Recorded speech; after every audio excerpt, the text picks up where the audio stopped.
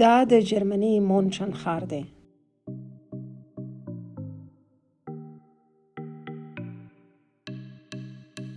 مونشن ته ځینې میونیخ او انګریزان مونیک وایي.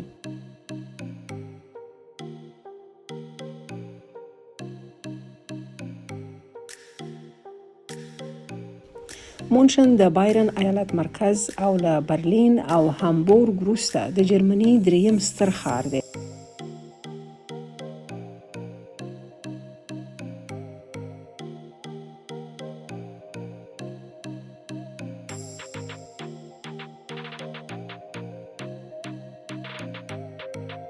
د اروپایي اتحادیې په هېوادونو کې 11م ستر ښار دی.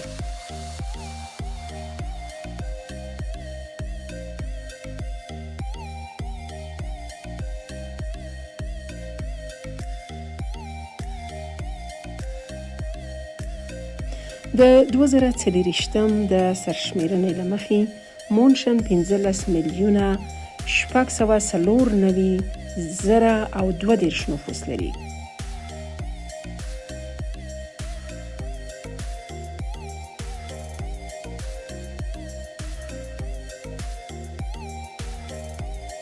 که د ښار د لمنو او څنډو نفوس هم ورسره وشمېرل شي، بیا یې د وګړو شمېر 6,200,000 ته رسیږي.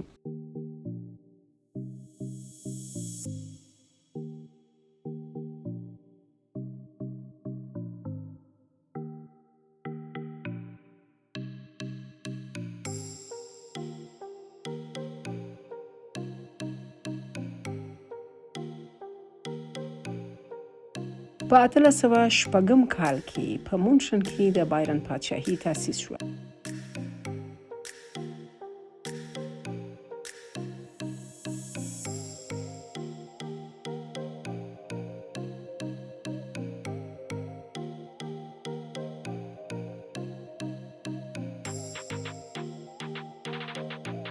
دغه مهال دا ښار د اروپا د هنر، معمارۍ، کلتور او علومو پر یو مهم مرکز بدل شو.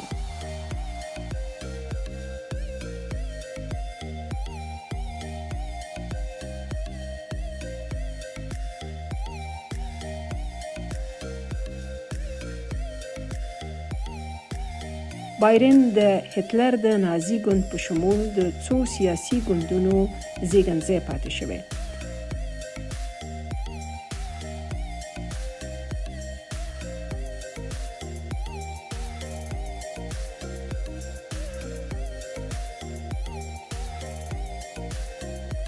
د نازیانو له واک ته رسیدو وروسته مونشن د دغه غورځنګ پلازمینه شوه.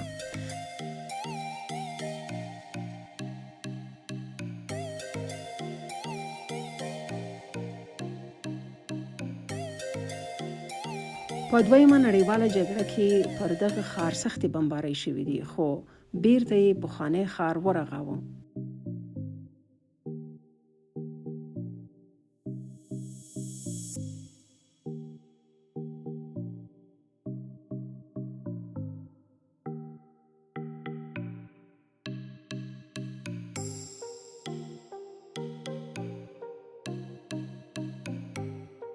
او له جګړې مخکې وخت نږدې 10,000 ودانۍ پاتې دي.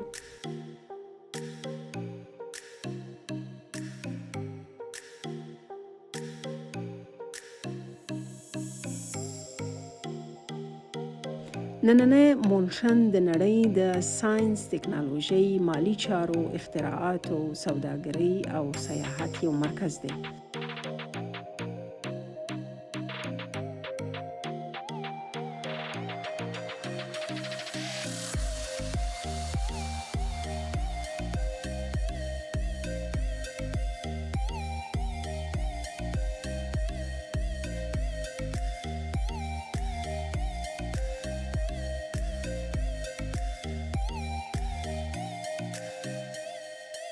د مونشن اقتصاد تر ډیره په موټر جوړولو، لوړې تکنالوژۍ، آی ټي، الکترونیک او خدماتي سکتور ولاړ دی.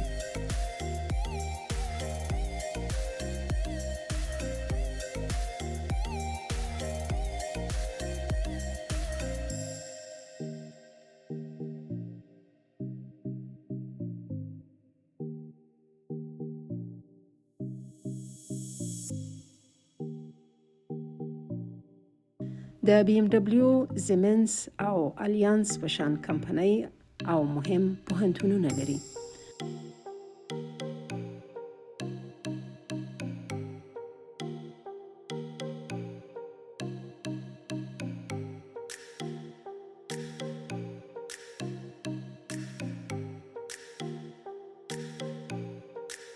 د 2018 کال د سروې له مخې په مونشن کې د ژوند ستاندرد په جرمني کې لومړی او په نړۍ کې درېیم دی.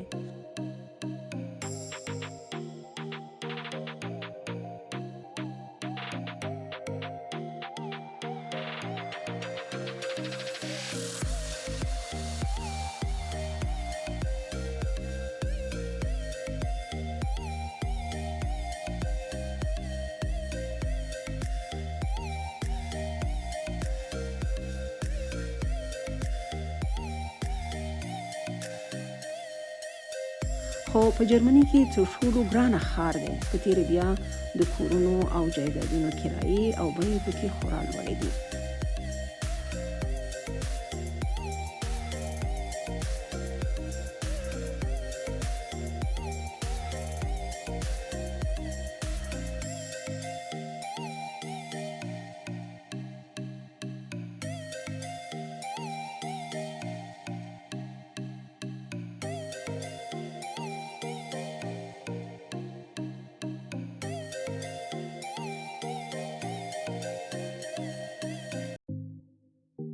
د مونشن 28.8% اوسیدونکي بهرنیان دي.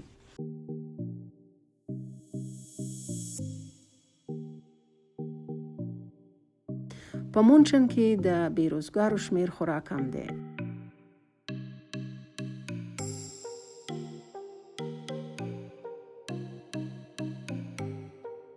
د مونشن او بلکې ټول بایرن ایالت لهجه له نورو جرمنانو سره ډیر توپیر لري. د دوی لهجه د جرمني تر ټولو برخو له اتریشیانو سره نږدې ده.